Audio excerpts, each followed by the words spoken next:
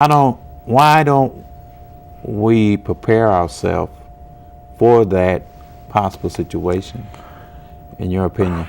I think people they're comfortable. They're too comfortable, complacent, or they don't want to. Sometimes people they don't want to, especially when it comes to money and finance. They don't want to actually look at it. Cool. Okay. When I deal with people and I show people my business, sometimes they don't want to really face like. They think, okay, if I ignore it, it'll go away, but it's not. So it's better when you get better. Your situation will be better once you realize, okay, this is what it is. All right, now that you realize what it is, you can breathe more now, and now you're easier to just go ahead to take it on.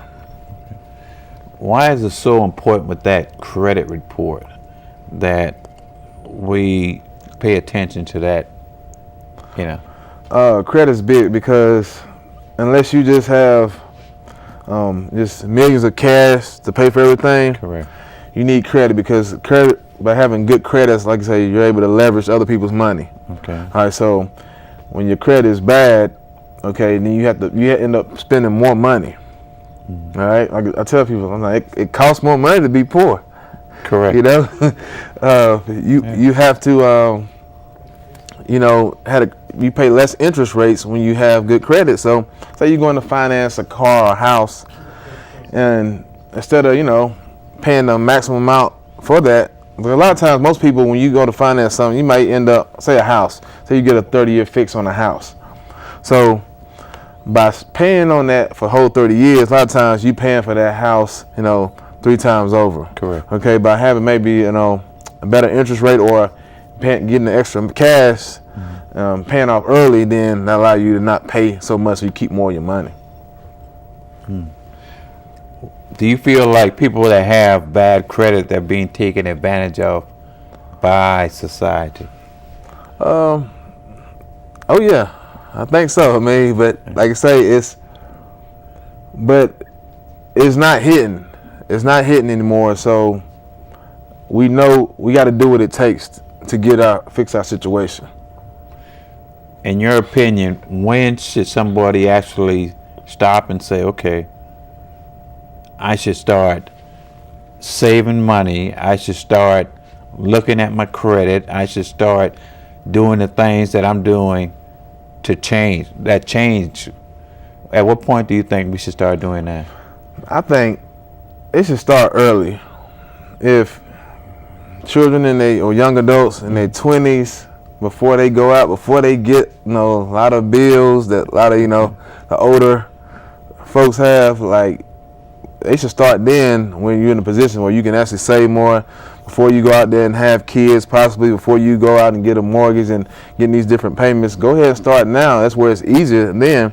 So you're getting a habit to where it'll be easier because it's within you and it's habitual for you to go out and practice those financial habits.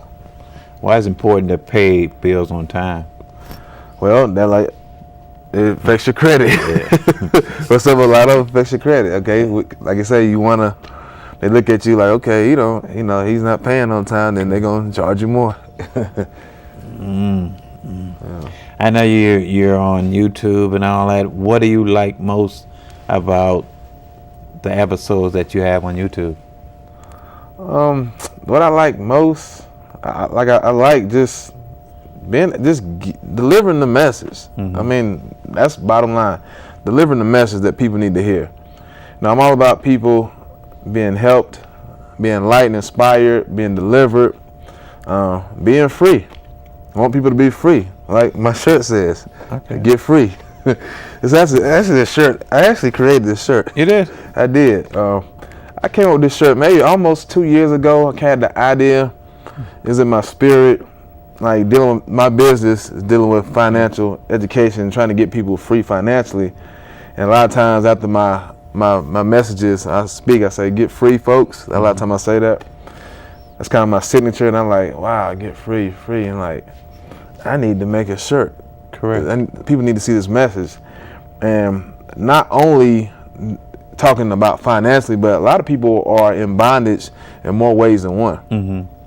Whether it be relationships, spiritually, mentally, And whatever that's holds you bondage, whatever your addiction or whatever you need to get free from, this is talking to you. So get free from it.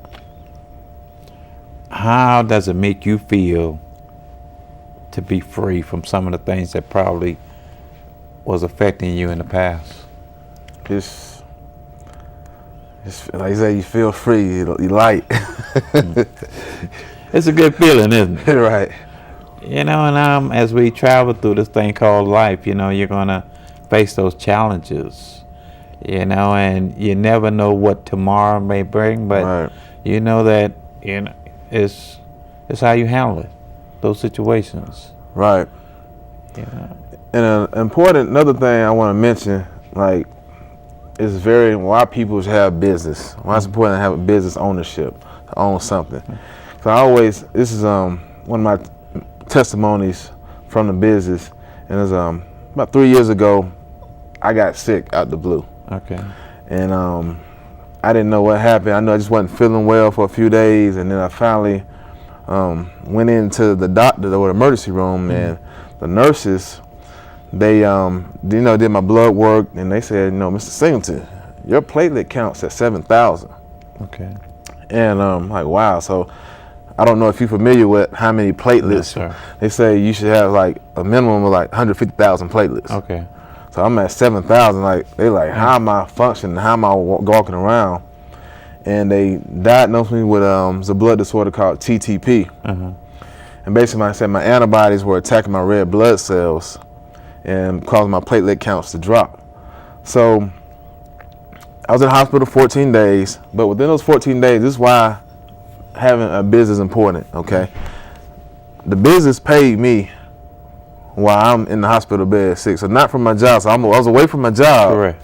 But I'm getting, paid from the business. I'm talking about paid enough to pay a mortgage, car payment, not this is gas money. It was like major bills being able to be paid by having the business in place. So that's why you need to have that, because you don't own the job. The job could cut your hours, cut you all together. You get sick, hurt, and your bills still gonna flow on. You got to be able to sustain yourself and make it, whether you're working or not. And you may not have sick days or be able to borrow sick days for somebody. So you got to have something working for you while you're working, because if you don't, you can never stop working and you can't ever get sick or hurt. And that's vital that you have that income, or that second income or whatever. Right. And a lot of people don't like the jobs that they're working on. Right.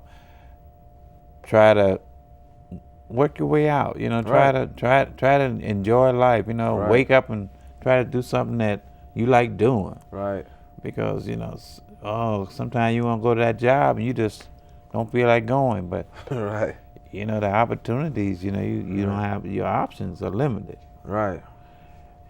So if you were your radio talk show host, how would you interview me?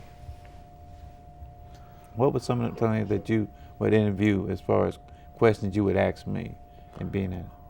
It would kind of be exactly how you interview me. That's the same way. Asking, like, where you from, what's your story, what's your passion, what are you trying to do with your life, what you feel your purpose is. That's pretty much, that would be the questions. When you, that radio, I know it has to be a really exciting thing, and the challenges that you have to face and all that. How do you put that between some of the other things that you do? That time to really get those, like your guests and stuff like that. How do you put that into your? It could be tough, but I say just my just the love for wanting to help people and let them give them that platform. That's why I do, and it's worth going through it. Let's talk about your wife. I know you said that she's part of your business. What does she mean to you? Oh, my wife is everything. She's backbone. She's big supporter, number one fan, my cheerleader. Just that backing, you know. It's great. And why is that important that you have her in your life? Because when you're, living out in the world, you're trying to accomplish a goal, you got to have, you can be a strong person yourself. At the same time, every strong person needs someone to be able to fall back on, to get, whether it be to get encouragement or to give them a boost or a charge. If someone wanted to get in contact with yourself, how would they go about doing that? I could be reached at, I'm on Facebook and on LinkedIn as Taylon Singleton. That's Taylon Singleton. And my number is 704-605-8465. Okay, we're running short on time. What advice would you give our viewing audience? What's the biggest advice you would give our viewing audience? I would say, whatever you're going through, keep your head up, be in faith, rely on God, but whatever you want to do, live out your passion, live out your dreams, live out your goals. Do not live this life, all these years, and don't go to the grave or go live all your life having regrets. If you got a dream, everybody's been born with a gift. Correct. All right, whatever your gift is, you need to use your gift to monetize your gifts, and so you get to the point where it's not a job. If you're doing what you love, it's like you're not working.